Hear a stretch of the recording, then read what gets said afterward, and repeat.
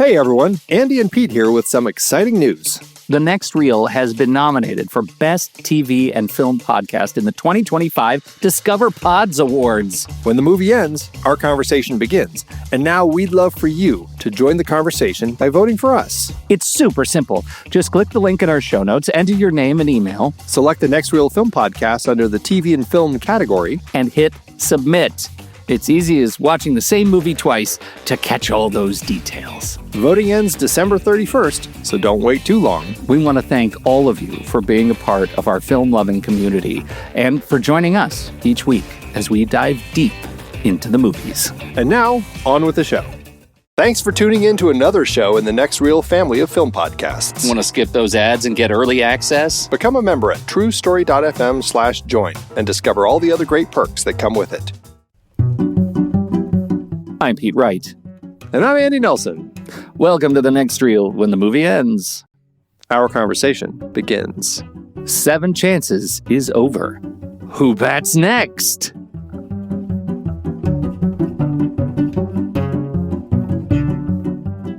I want to start with Buster Keaton because I have a huge love for Buster Keaton, and I don't know what your experience with Buster Keaton is. So before we really get in, I'm just curious to know what you've seen of his, what your experience is with him as an actor. I mean, other than, a funny thing happened on the way to the forum.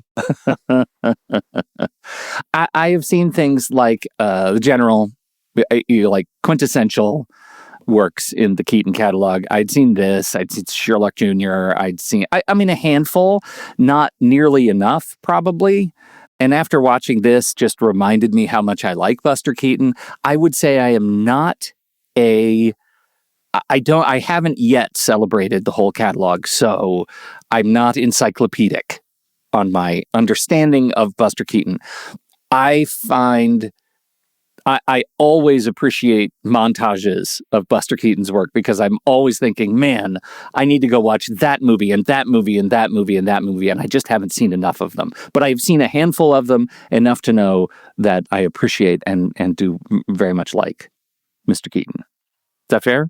I think that's fair. And I'm surprised that you had seen this one because this isn't usually one that pops up as ones that people had seen. It's got a very, very famous sequence, but the film itself, a lot of people as a whole really hadn't seen. It's usually the general and the cameraman, and there's a certain number, like the Navigator is one that people bring up as... I have not seen the Navigator, so... As one... those people are clearly wrong. Yeah, so Sherlock Jr.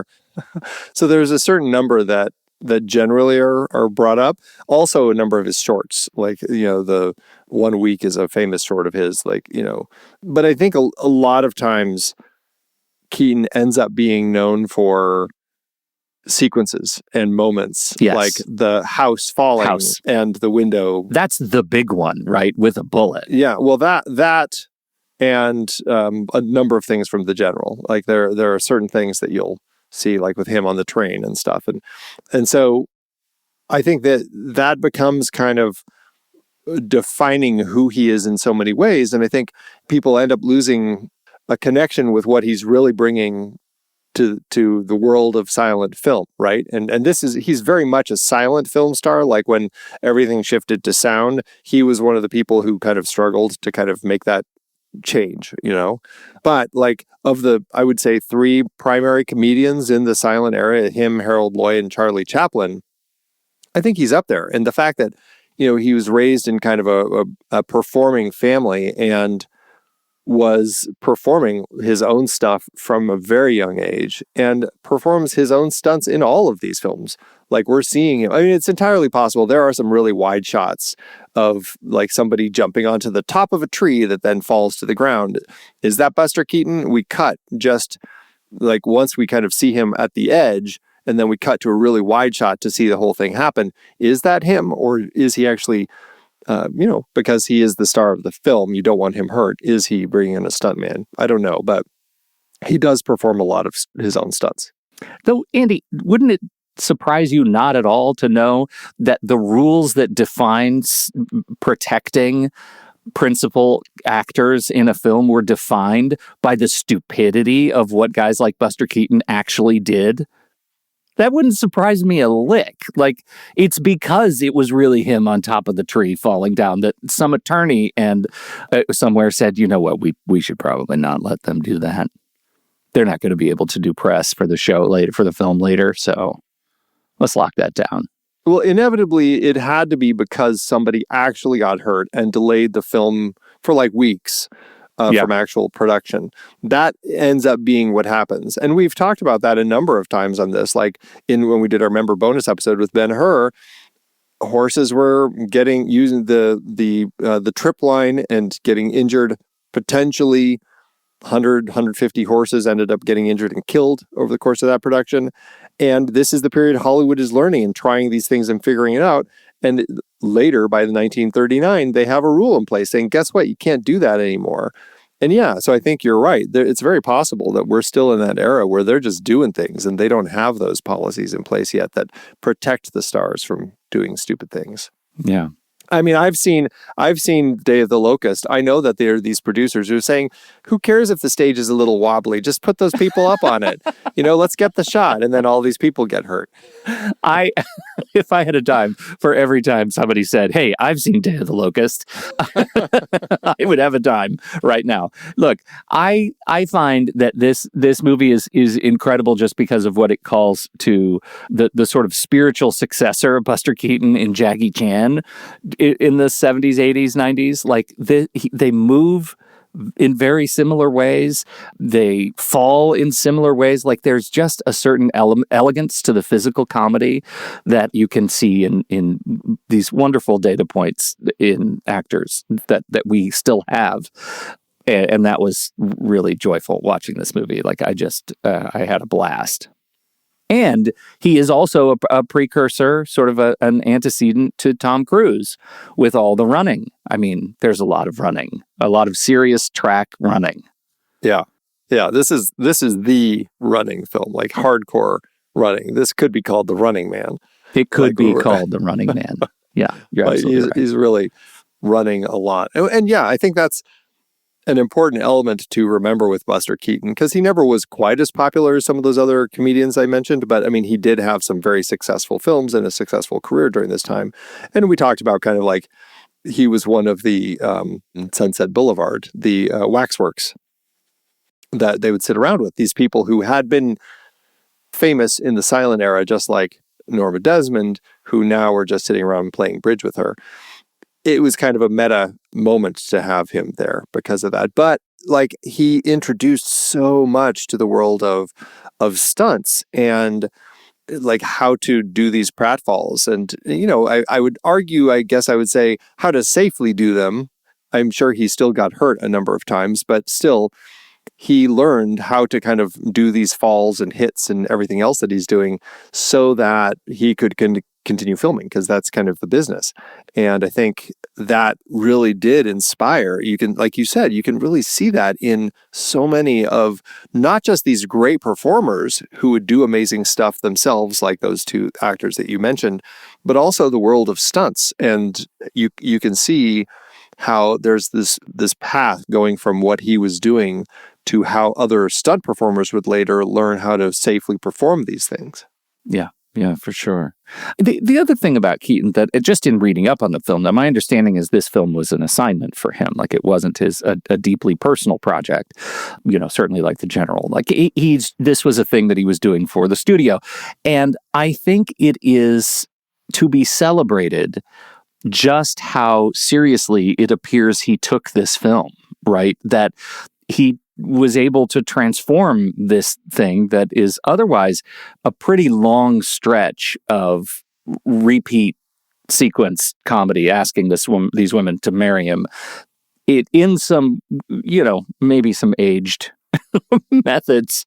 He turns it into a piece of terrific performance art.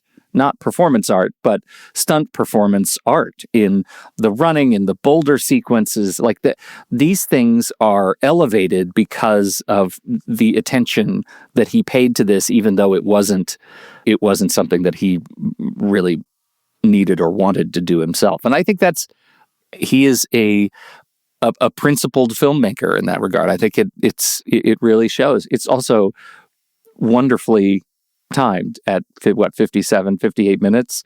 Like, there is a complete story in here that is fun and satisfying, and at the end, I am not hungry. Yeah, it gives all the bits and pieces that we need to kind of get through this story. As you said, yeah, so this is based on a play, Roy Cooper McGrew's play, Seven Chances. And Joseph Schenck, the producer, he ended up buying the rights to it, or I should say the executive, right? He's the head of the studio. He bought the rights to it thinking that, hey, this could be a great project for Buster Keaton or the Talmadge sisters, Norma, Constance, and Natalie. And I believe he was married to Norma Talmadge at the time. Or was he? Yeah, he was still married to her. I couldn't remember when they divorced. He hired the stage director, John McDermott, to direct it. And because, as you said, Keaton, this was just kind of a project for hire, he owed Schenck money and had a debt. And so he agreed to act in it, much to his chagrin, because he thought the play was a sappy farce. He didn't like it at all. And he started working on it. And then a week after production started, the director, McDermott, quit and said, he told Keaton, "You're the star and producer, and your version will be the only one finally used. You're wasting thousands of dollars having me on the picture." And then Schenck agreed that Keaton could direct the film. And what's interesting is, like, he couldn't figure out how to end it. And he was just going to end it, like, with the race, like, still going. Like, he was running down a hill with all the women following him. And he was just going to fade to black. And that was the end with all of these women. It'll be like the race that never ends. And he couldn't figure out how to end it. But then as he was running down a hill, he tripped on some boulders that kind of rolled after him and he had to get out of their way. And that ended up being the moment that got the biggest laughs in a preview screening. And so that gave him the idea to do all the boulders. They made all these paper mache boulders and everything and had that final sequence added.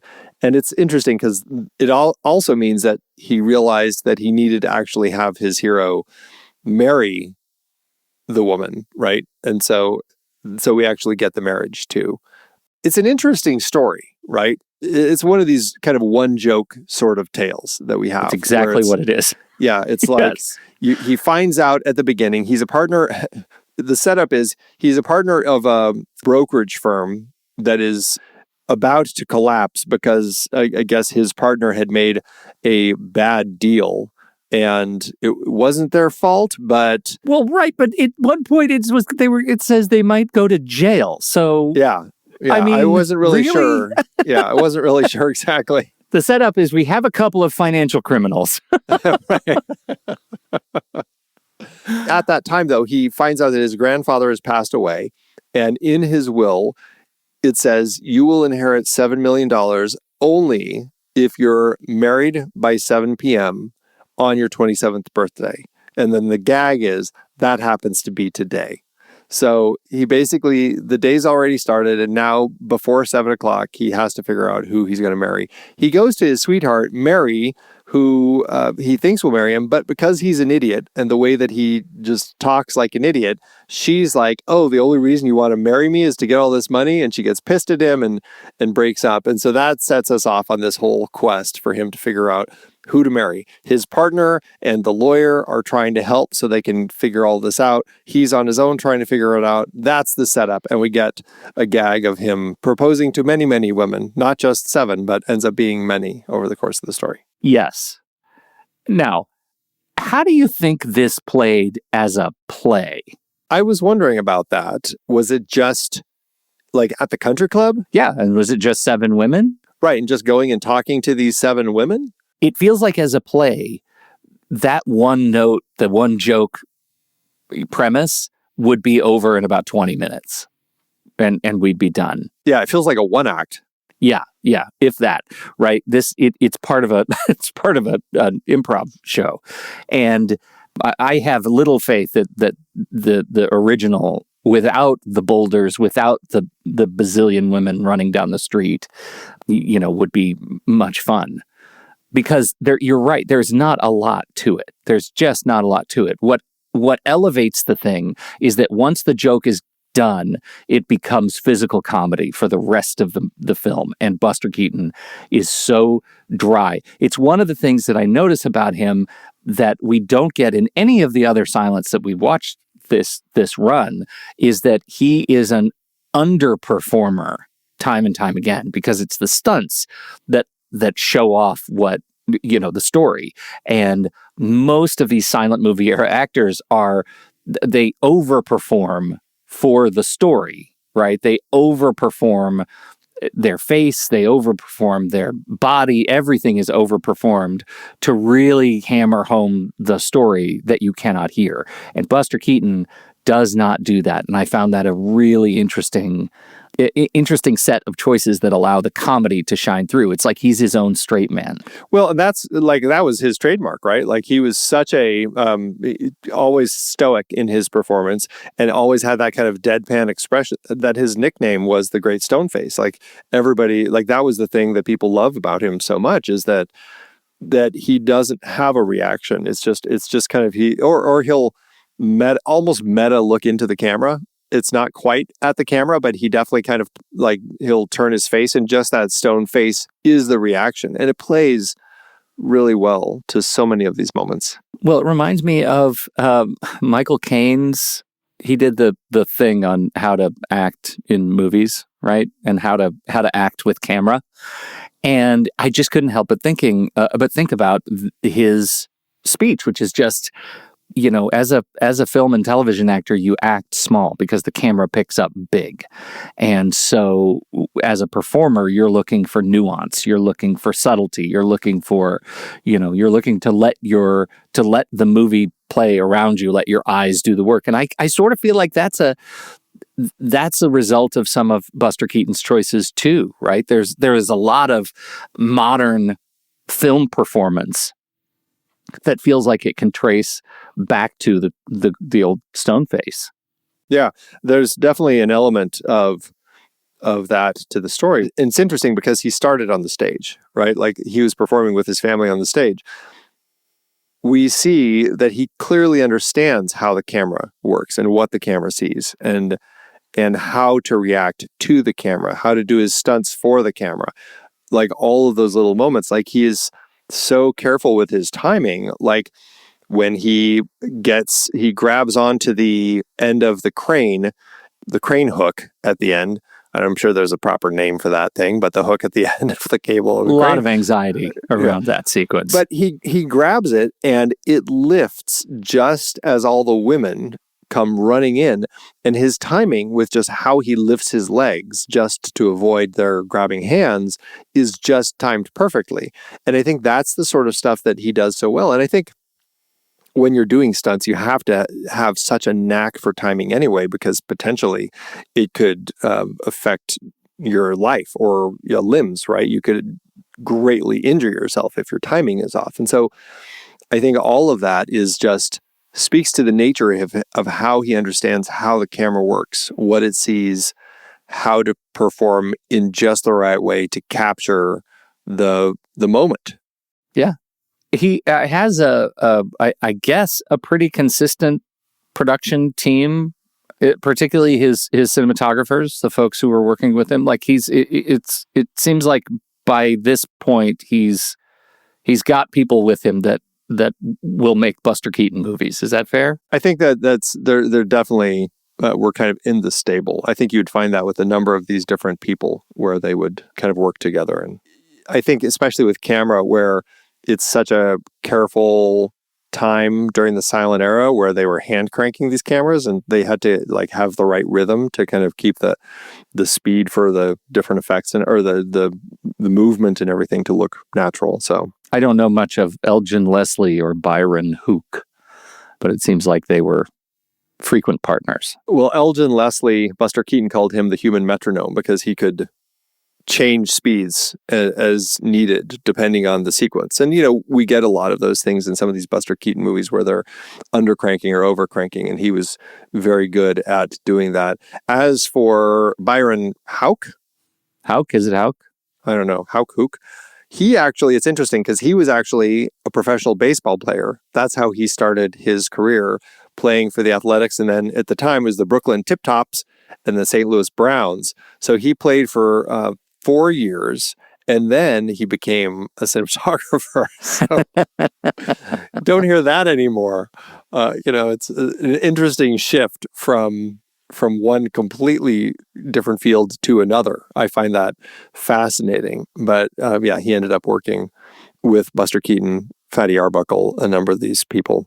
Fatty Arbuckle. I got to say, Roy Cooper McGrew, Joseph Schenck, Elgin Leslie, they all are names of guys who just tied a damsel to a railroad track. Like, these names are incredible. Well, they're also like names from 100 years ago. Yeah. Like, yeah. Incredible. Yeah, right. It's such a fascinating film. The setup plays well. Like, it's a fun, goofy comedy setup with the grandfather. And I love the way that the lawyer reads that out. Snitz Edwards, that's another one. There's another Edwards. one. He was there. He's the actor who plays the lawyer. Also, this is very common in Buster Keaton films, but he gets a name. He's James Jimmy Shannon. Everyone else is how they relate to him. His partner, his sweetheart, his lawyer, her mother, the hired hand, the clergyman, hat check girl. I think that's very funny that you see that in these films. But anyway, his lawyer, the way that he reads the letter, I think, is played for great laughs, where it's like, you win $7 million. Jimmy and his partner are celebrating. And then he's like, if, he kind of keeps pausing and saying, and then there's this clause that you have to follow. And he does that really well. I enjoyed the play of the letter reading that we had. Well, and I think we have to also take a step back, because one of the great sequences in the movie before all of the massive running sequences is the lawyer trying to deliver the will to the partners, right? He follows them. He keeps getting kicked out of the country club, and finally delivers the letter when they're seated at a table, and he slams it up against the window to make them read it. And I loved that sequence. I loved the entire just sort of mechanic of getting Snitz into their trio, to make it a trio. I thought it was really funny. Yeah, that played really well. Like, when he finally goes to the window and he holds the paper up against it and ducks. And he ducks. Yeah, that was great. It was a funny. It played well, that whole bit. Yeah. Yeah. As if there's another somebody chasing those two guys with a document, right? Like, I didn't think about it until just now. Like, why does he duck? Well, because they recognize him, but not the paper. What is the ducking for? That's very funny. You wanted to jump back to that. I want to jump back one more time, because we didn't even talk about, like, this is yet another film that kicks off with Technicolor. Like, we've got some more Technicolor play experimentation in this film. The entire opening sequence was done in color, which is great to see. This is where we actually kind of see the love story between Jimmy and his sweetheart, Mary, played by Ruth Dwyer. And it's played over 4 seasons, and it's really fun because over the course of it, we see her puppy grow from big to full grown. And each one, it ends with, he still wanted to tell her he loved her, and he doesn't. Like, he still wants to. And so this is the kind of the perpetual problem that this guy has, is he loves Mary, but he's afraid to say it. And things keep progressing and changing around them, yet he still hasn't gotten up the nerve, as we see by the time he finally does, because of this. And it's accidental when he finally proposes to her. This is one of the things about the movie that is also a bit of a splinter. And I know I have to let it go, so I'm just going to say it and be done. That it's one of those movies, I think you already alluded to it, one of those movies that if they would just have a little bit less of an idiotic conversation out loud, the movie would be over, and you wouldn't have to deal with the cringy, why aren't they together right now sequence. She would say yes. She would say yes if you were just able to get over yourself a little bit. Of course, we wouldn't have, the Running Man sequence, if he was a smarter guy. But it is frustrating. It's like, if you would just stop for just a handful of seconds and have this conversation. Yeah. I mean, she says yes. Like, she already agreed. Yes. And then he screws the whole thing up because he just keeps talking and opening his mouth and making a mess of things. Just shut up, man. Yeah. Although it is funny. It does make you think, though, if you went and proposed to your wife after having just found out Now, you two love each other. You've known each other forever. But if your proposal happened after you just found out that you were going to inherit $7 million, and that's $1925, so $100 million, I don't know what it is, a huge chunk of money, and your wife found out that you proposed right after that because there was a caveat that you had to be married by 7 o'clock that night, no matter how much you loved each other, would there still be a suspicion in her heart that the only reason it happened is because of the money? Okay. Look, how would you, all right, how would you do it? Let's just riff. How would you propose to your now wife before, if there was money involved? What would you say? That's the question. Like, that makes it really hard because they're going to always wonder, is it only because of the money that they're doing this? I don't think it's that hard. I think the conversation is, look, honey, honey cakes. I think that's what you called her. Honey cakes. I know, I love you and you love me and things are progressing as they should. And this is just an issue of timing. I happen to have an opportunity to make good for both of us if we were to do this today. Now, we know we're going to do it someday, but if we do it today, there's a perk. Would you like to hear more? Well, right. And then, but then do you that's like also that? your Now it's proposal. Like, would you like to hear more? Is kind of like you're getting her, you're getting her into an MLM. Like it's a multi-level marketing. Yeah. You only have to invest the rest of your life. It's really funny. And honestly, what he says later is like, I don't even care about the money. Like, I think she overhears it at some point where she's like, I don't even care. I just wanted to get married to her. And now everything's fallen apart.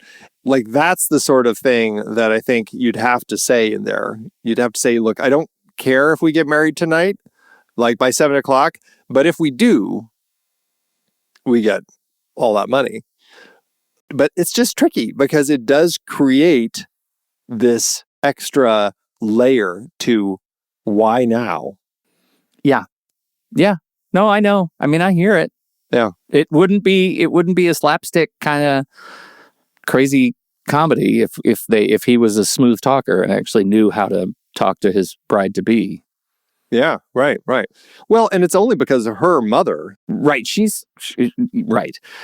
And his idiot partner sets things in motion. We haven't yet said that the big issue is not that he couldn't get one of the women in the restaurant or the country club, whatever, to marry him. It's that his idiot partner put the story in the newspaper. And that sets things off to a degree. That builds the last half hour of the movie. Yeah, like it's possibly the worst idea someone could have of just say, hey, this guy is going to inherit $7 million if he's married by 7 o'clock. If you're interested and you can get your bridal outfit together in time, meet at the church at 5 o'clock. It's like, what is he expecting?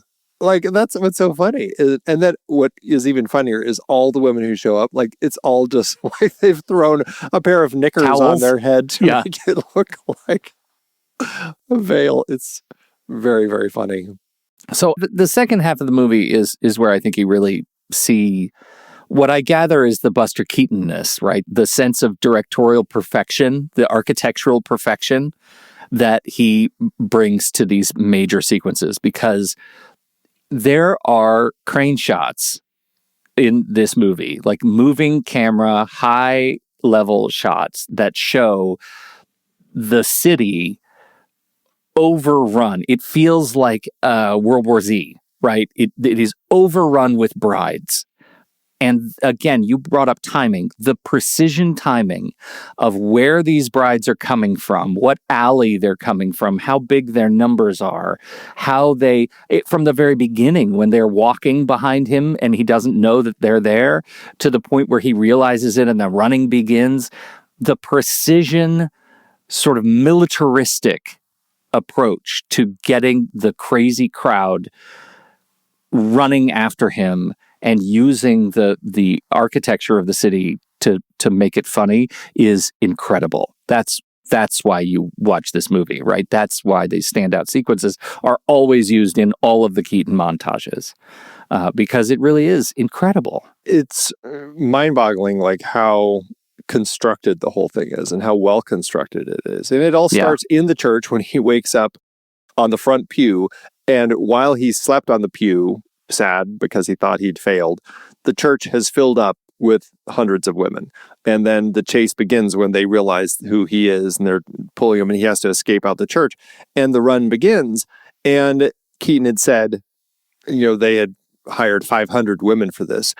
I don't know if that's just kind of a number he threw out, just kind of, it sure looks like round more. it. But it's certainly, it's a lot. I mean, geez, it's so many women just chasing after. And it's very funny to see like these chase sequences and all of them that now they're angry at him because it seems like, he's isn't really serious about this. And so they're all kind of like wanting to tear him apart, it seems. And he's getting lifted by cranes and he's hopping on trolley cars and in cars and all sorts of stuff to get away from them. And it's amazing how long it goes. Like that's the thing that kind of surprises you is that this chase is like half the film. Like we are watching him running from this group of 500 women for a very long time through rivers. Like he's swimming across a river. He's running up and down hills through sand dunes. He jumps onto a tree that then is getting chopped down and it brings him to the ground. And then again, finally to that hill with all the boulders that somehow manages to not kill all the women below, but they all get away. But that kind of, that's the whole chase. It's just, it's amazing how much there is because it just keeps building in insanity. It does. And I think maybe watching it with today's eyes and also being a little bit anti-ankle pain, watching that boulder sequence is traumatizing. Like it is what he does I know they're paper mache boulders. I get it. But that hill is real. And a 200-pound paper mache boulder is still 200 pounds. He got 200 pounds pinned of under boulder. one of them that hurt his leg. It's just like Indiana Jones. Like you're running from that thing because it still is 200 pounds. It's still very large. Yeah.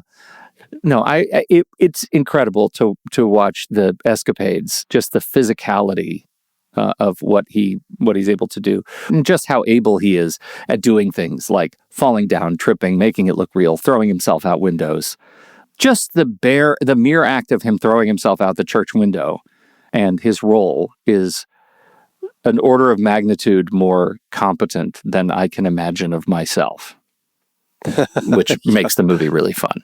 Yeah. A lot of training to get all of this stuff right. It's wild how far they go with some of this stuff and just how he seems like he is made of just some sturdy stuff in order to handle some of the things that he does to his body. Like there's a moment when I think it's when he hits the sand dunes. It's like he trips and does like a triple somersault.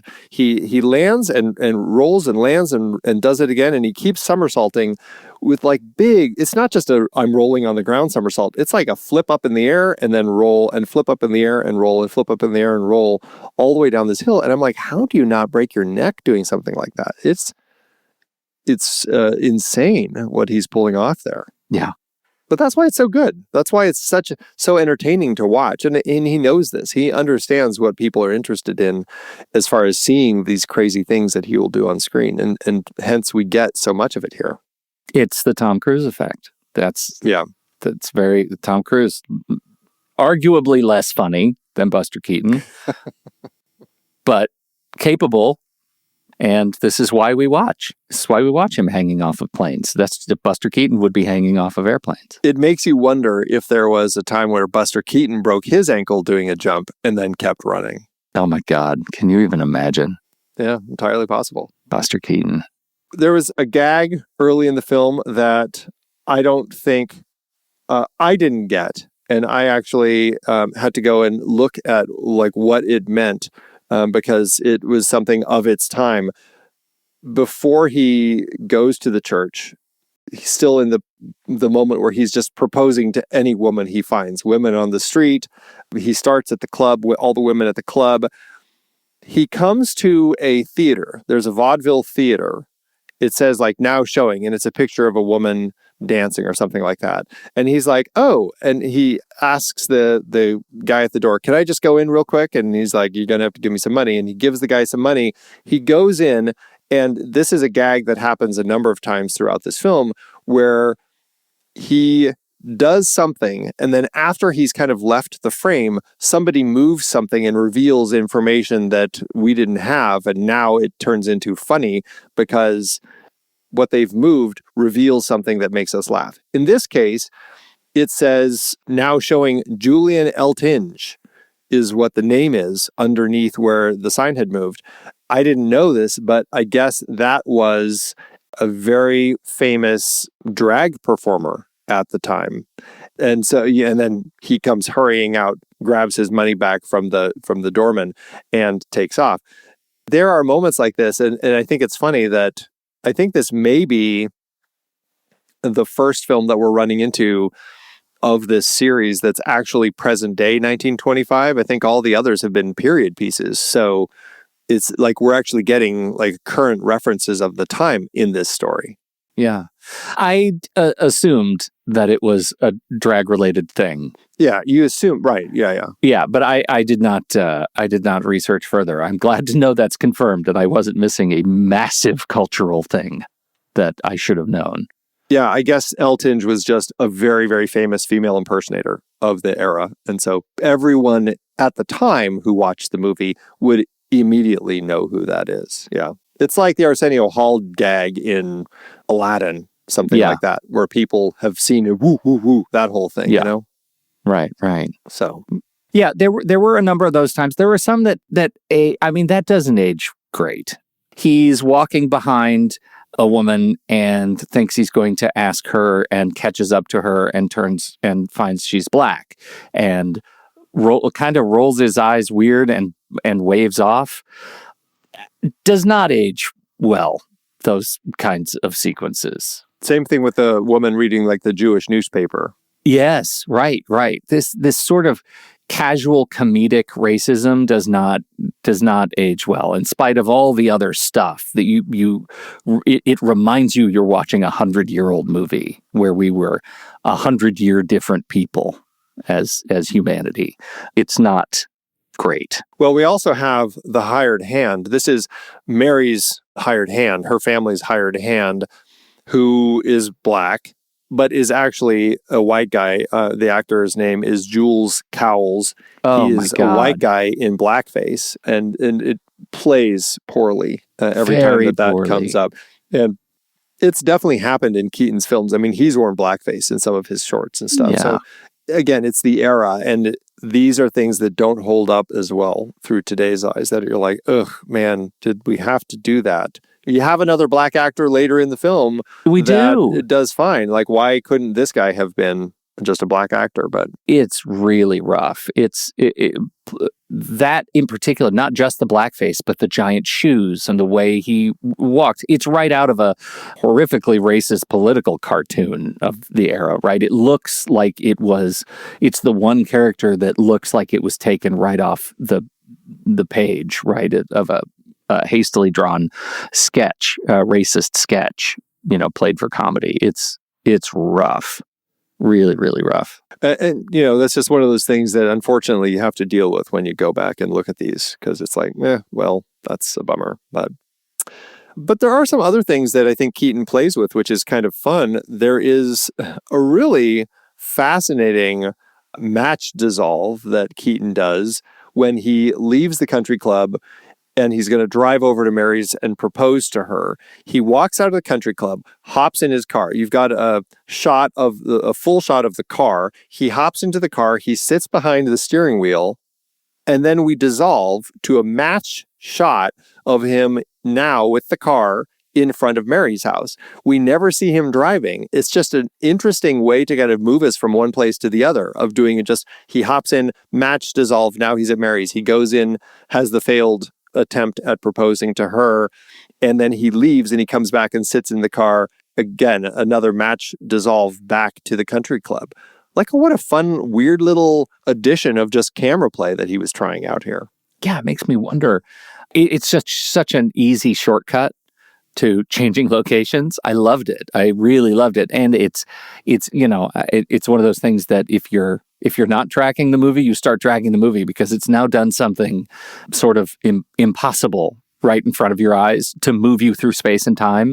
And I find that generous filmmaking. I think it's a really useful way to cut time and remind me where we are. And I thought that was really, really clever. And just think about how hard that is to capture in 1925, right? I mean, today you could be a little bit loose on your framing because you can reframe in Premiere or Final Cut and you can crop and tilt and get alignment just right. But this stuff was in camera and precise and it was perfect. It was perfect. Yeah, you see him try, he does this quite a bit. Like, is it The Cameraman?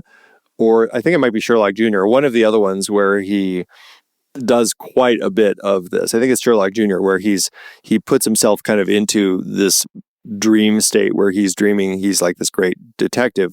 And he kind of goes into this movie and it keeps match cutting as he's going from scene to scene and it's all him getting the image perfect so that they could figure out where he is. He's right here. Okay, now we've got to get you right here in this position. So when we cut, now you're in the new place. It's a lot of work. And like you said, it's all in-camera trickery that they're coming up with and figuring out how to do it. And this is also the era where they don't have a video village of a recording of what you're filming. So they have to print the film. And then I don't know what they do. Do they take that frame and blow it up and put it in front of the lens? And so the cameraman is seeing it and then pulling it out of the way and putting it in, pulling it out of the way to get things. I don't know how they were doing it. I don't know how they do it. Quite a bit of work to accomplish those things back in the day. Yeah. Yeah. That's the thing that wows me the most on some of these sequences is just thinking about how complex it is to capture what he was trying to capture using the tools they had at the time. It's extraordinary. Yeah, that's just wild. My last little note was Jean Arthur pops up in here. This is, again, before she had become a star. She's the uncredited supporting role as Miss Smith, office receptionist at the switchboard, reading the romance novel. That's Jean Arthur. So not her film debut, but still in that era before she became really big. So, what was the other movie? Was it an Eddie Murphy movie that was about you get an inheritance if you do such and so by a certain time? Well, Trading Places, he does that whole gag where if you... No, you're thinking of Richard Pryor in Brewster's Millions. He was in the remake of it. But yeah, that's the story where you have to get all this money, but you have to spend it all within a week or whatever. And if you can there were do conditions that, on how you spend it. Yeah, you get it's something like you get $3 million. You have to spend it all within the week, and you can't spend it on investments and things like that. You have to legitimately get rid of all of the money. And if you do that within the week, then you get $30 million. That's the gag with that movie. Yeah, I guess, yeah. I mean, I'm thinking about movies with weird conditions that have to be met in order to get an inheritance. I guess Kind Hearts and Coronets, you got to murder a bunch of people. I don't think it was written in the will that had to happen, but no, yes, he does have to go through all of that. Oh, well. Yeah, which reminds me, the trailer for John Patton Ford's new take on that story is out. So we can actually see that. We've been talking about that for years. Yeah, right, exactly. There's a thing we haven't talked about the inheritance clause, that this movie in 1925 makes really ridiculous conditions contingent on receiving an obscene amount of money. And by doing so, minimizes the value of the inheritance itself, right? It minimizes the value of inherited money. It makes it, for these guys, they were going to go to jail if they don't pay off their debts, right? So it is an economic salvation, but it's also a trap because he has to get married and they don't get to keep themselves out of jail, presumably, if they're not married. Totally arbitrary. it really stupidly commodifies marriage, right? It's like you can marry anybody. We don't care who it is. Just get married because that is ideological purity, and that's worth monetizing in the way that we're monetizing, the inheritance. And I guess it's it's a class, certainly a class play, right? We're saying that this is something that is unique to the privileged to be able to make these kinds of requests to our offspring, to our descendants. And it's not very romantic. That's what I have to say about that. Like, the money has kind of made it aromantic. Well, again, that's why I asked earlier, like, how would you propose? Because it puts a whole different spin on the actual proposal. And I think that you're right. There's a kind of a grossness, but I'm imagining that was part of the farcical nature of the play to begin with, that these rich people have the boredom and the pushiness to say, I can make these demands because I have this money. And if you want this money, then you're going to do what I want you to do. And even though I'm dead, you're going to have to get it done if you want to see a set of it. So, yeah. And I think I do believe that that's part of the farce. Like, I believe they're making the joke because it's ridiculous, not because, Buster Keaton thinks that money should be tied to ideological action. Okay, so here's a question then. Again, knowing that neither of us have ever seen this play or read it, is there farce here? I mean, Buster Keaton called it a silly farce, so obviously he saw the play as kind of a farce, but do you see the farcical nature of that proposal? Does it play out here? Yeah, I think it does. I think it does because of... it's lampooning the act of proposal by making him propose to so many women. It's lampooning the act of inheritance by making so many women chase him. Like, that is a farcical setup. That's designed in such a way to make us live outside in this sort of farcical fairy tale version of Los Angeles, right? Like, we're in a different universe. Well, and the fact that it's still all of that is there, and then we still get the message that I would marry her regardless. Like, I don't want the money, I just want to marry her. Like, we're still getting that honest message, and so I think that it still comes through. Yeah. But I think it's important to note, because we have so many stories that have made inheritance either the butt of a joke in film, or the root of sort of malevolent or maladaptive family relationships. I'm thinking about things like Succession, which, obviously take diabolical family inheritance discussion to whole horrible new levels. Well, even in the Dudley Moore movie, Arthur, right? Isn't that something involving an inheritance? Man. And that's definitely more screwball comedy, but yeah, it's an inheritance premise. That's the whole thing. He's stands to inherit $750 million only if he marries a woman chosen by his wealthy family. The profoundly boring Susan Johnson. That's the whole thing. So they give him a stipulation. But again, that's also to say, look, dude, you are a mess. If you want to have any part of this family again, you got to clean yourself up. So, I mean, there's a little bit of that nature too, but yeah. Right. Anyway. All right. Just last note, $7 million in 1925 is $129.6 million today.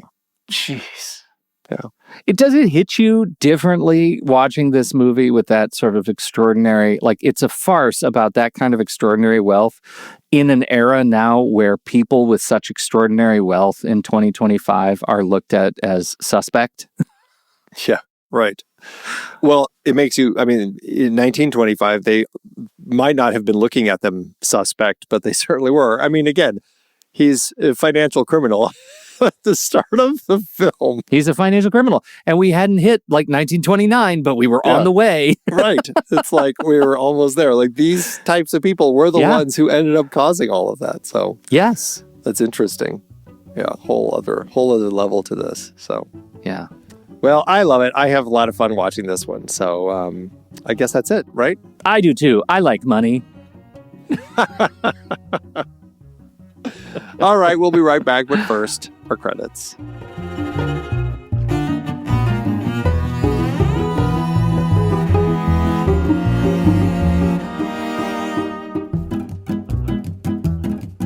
The Next Reel is a production of True Story FM, engineering by Andy Nelson, music by Ziv Grunberg, Ziggy, Maya Belsitzman, and Matan Efrat, Oriel Novella, and Eli Catlin. That was smooth, right? That was great. That was totally smooth. Totally smooth. You felt natural, like you practiced like for I practiced weeks. 100 times. Andy usually finds all the stats for the awards and numbers at the-numbers.com, boxofficemojo.com, imdb.com, and wikipedia.org. Find the show at truestory.fm, and if your podcast app allows ratings and reviews, please consider doing that for our show.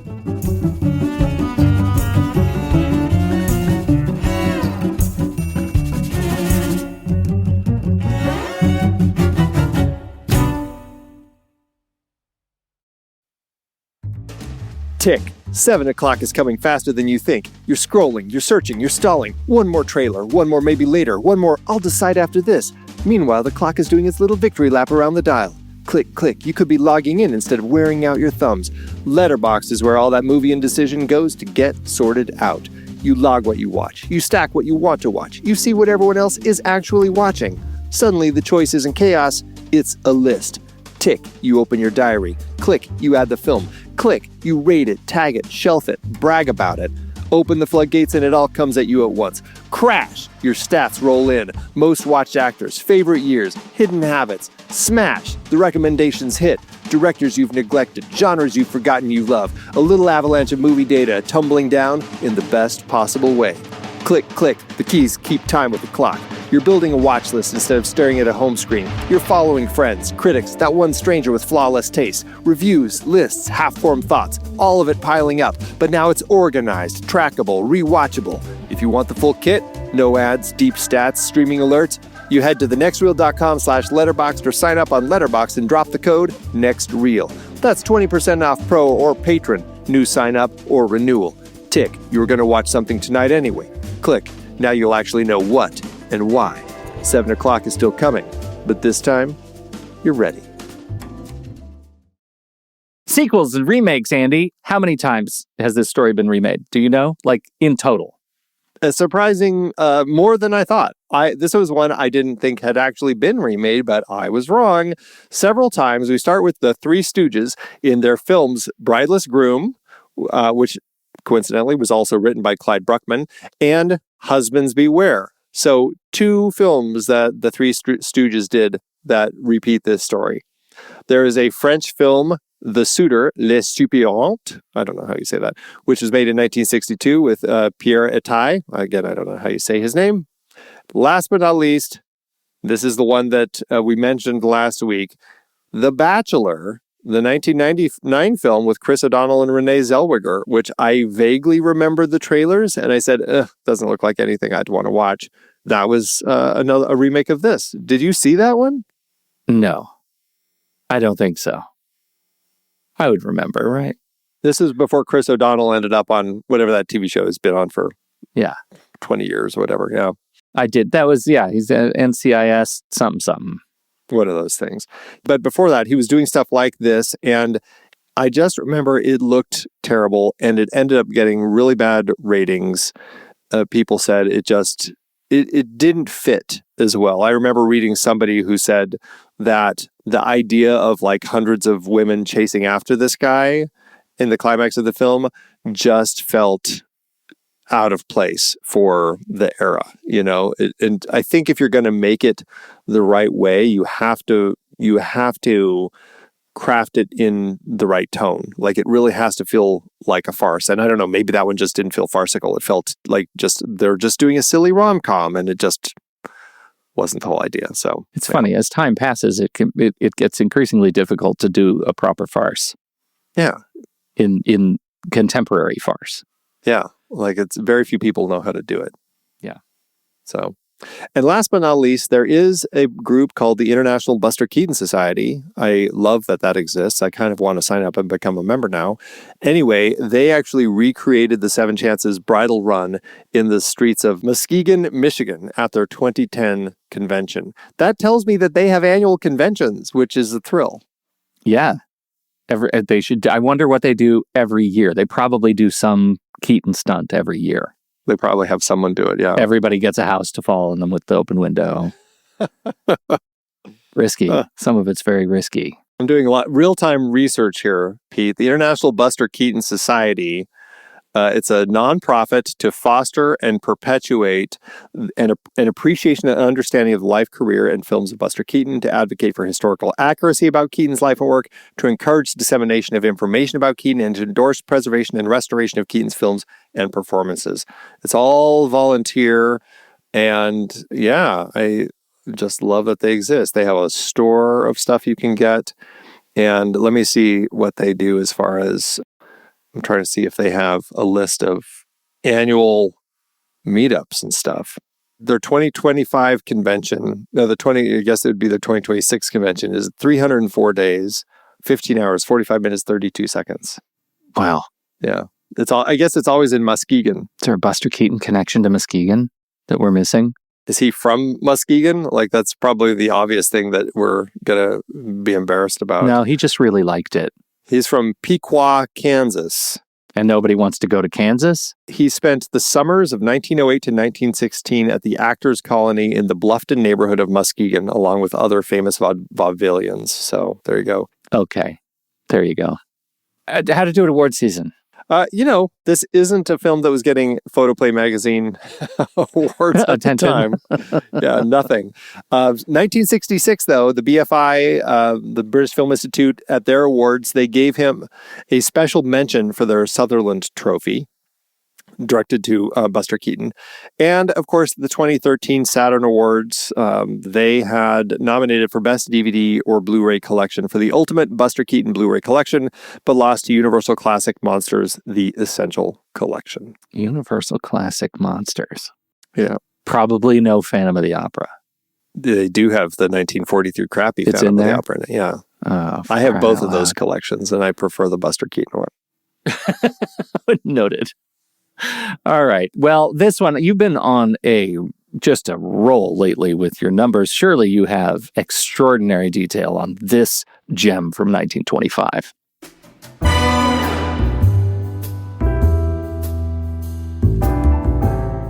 I was really expecting to have numbers for this because it is MGM, and I'm like, okay, Eddie Mannix, give me the info.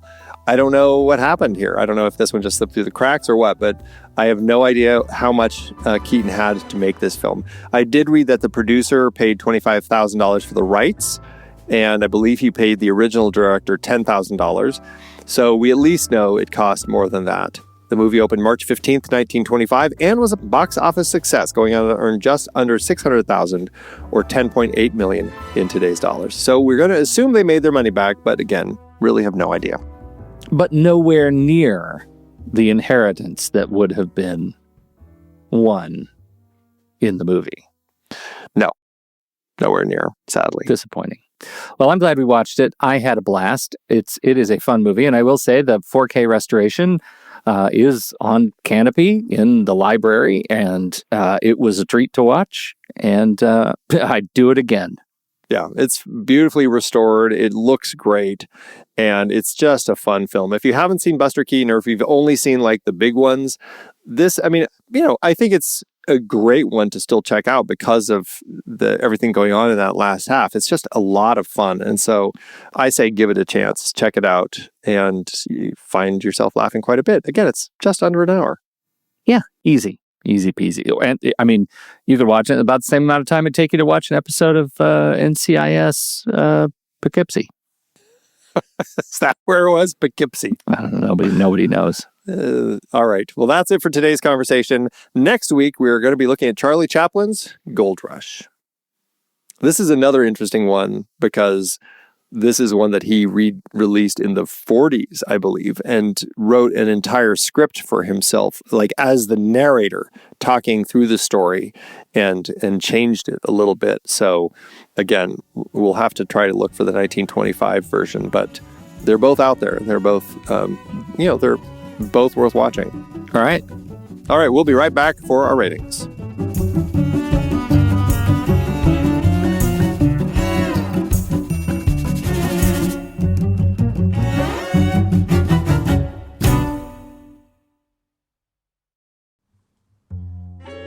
All right, people, places. We're burning daylight and money here. Animals. I need those 17 ostriches released on my mark. Stunts. You're on the collapsing scaffolding. Remember, it needs to fall in sections, not all at once. All right, my leading man. Okay, you're juggling the Ming vases while you're riding the unicycle, while the ostriches are chasing you. What do you mean, which direction? They're ostriches. They don't follow a script. Props, start the windmill. No, faster. I need those blades moving at comedic velocity. Wait, who put a real beehive on the set? Props, I need prop bees. Prop bees! Release the ostriches anyway. Keep pedaling. Drop the vases. Now catch the vases. This is cinema. You know, keeping track of all those moving pieces reminds me, there's a lot happening at the Next Reel, and the best way to get all of it is to join the Next Reel family. When you become a Next Reel family member, you get bonus episodes. You get early access to new shows, exclusive in-episode content. You get your own personal podcast feed. You get ad-free versions of select episodes. You get access to our live recording sessions and exclusive channels in our Discord community. Plus, of course, you get the satisfaction of directly supporting the podcasts that you love. Head over to truestory.fm/join and become a member of the Next Reel family of podcasts today. And cut! Print that! Somebody catch those damn birds! Where are they going? Letterboxd, Andy, letterboxd.com/thenextreel. That's where you can find all of our reviews and ratings at our Next Reel HQ page over on Letterboxd. What are you going to do with your stars and hearts for 7 chances? I have such a fun time with this Buster Keaton film. It's not like one of my favorites, but it's up there. I have a very easy time enjoying watching this one. This one is 4 stars and a heart for me. I'll give it 4 stars and a heart too. And I don't really know why. I mean, you know, we had a great time talking about it. I think it's probably the star falls around the aging racism tropes. Some of the just sort of ideological stuff that's going on in there that is just unpleasant and out of time, and it makes it a little bit cringy to watch these things sometimes. But it's an exceptional performance, and that last half hour is just to die for. It's really, really great. Yeah, it's some of just the most fun stuff with Keaton. So yeah, again, he's a comedian well worth checking out. If you haven't seen any of his stuff, please try some of them because it is a lot of fun. Well, that averages out to 4 stars and a heart. You can find that on our account at Letterboxd at The Next Reel. You can find me there at Soda Creek Film. You can find Pete there at Pete Wright. So what did you think about 7 Chances? We would love to hear your thoughts. Hop into the Show Talk channel over in our Discord community, where we will be talking about the movie this week. When the movie ends, our conversation begins.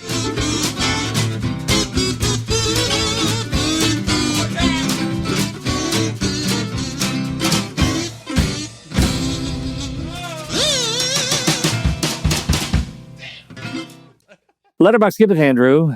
As Letterboxd always doeth. A wide variety of points on Letterboxd this week. Where'd you go? And also there's just a lot of people who clearly just rate through today's eyes. And I think that's always interesting to see because, I look at these films like I know there's problems with it, but I also recognize it's 100 years old and there's definitely a different time of way of people were thinking. Those things still bother me, but I'm not going to judge the movie on that as much, right? Yeah. I didn't pick one of those. I went for a funny one, 4 stars and a heart by Matt Singer, who said, given the amount of full speed sprinting Buster does in this one, it's genuinely surprising this movie's modern remake stars Chris O'Donnell and not Tom Cruise. We endorsed that comment. Yes, very absolutely. True. Very true. Yeah, I had originally thought about. Well, I mean, I think I got one that kind of wraps it up, but which is from Henry. It's a 3-star that says extremely questionable jokes and overall plot. We love to hear that Buster thought it was garbage too and only made it to settle a debt. But who am I to say the avalanche scene doesn't absolutely bang?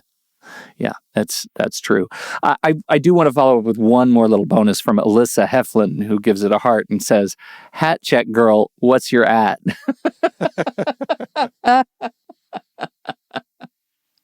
That hat check girl was fire. I'm just saying. She was cute. Yeah. All right. Thanks, Letterboxd. Are you a film fan who loves the ultimate home video experience? Look no further than The Disconnected. Your host, Ryan Verrill, is your go-to source for the latest and most accurate information on home video releases, exclusive interviews with industry insiders and filmmakers, and has established a thriving community where every film and physical media enthusiast feels welcome. From hidden gems to blockbuster hits, The Disconnected brings you insider knowledge and a welcoming space to share your love of cinema. Watch every Thursday night at 9:30 Eastern, 6:30 Pacific for the live announcements show and follow The Disconnected on social media to stay updated. Subscribe to The Disconnected on YouTube or on the podcast provider of your choice and dive into a world where every movie night is an adventure.